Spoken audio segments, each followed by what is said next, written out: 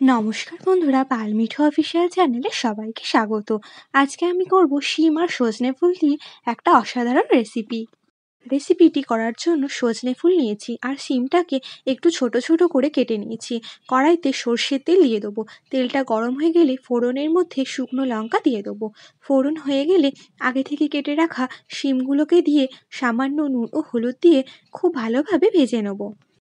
এই বসন্তকালে সজনে ফুল খাওয়া কিন্তু খুবই উপকার।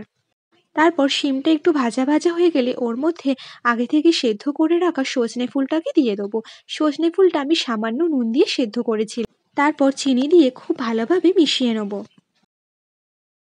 গ্যাসটাকে মিডিয়ামে দিয়ে খুব ভালোভাবে ভেজে নেব।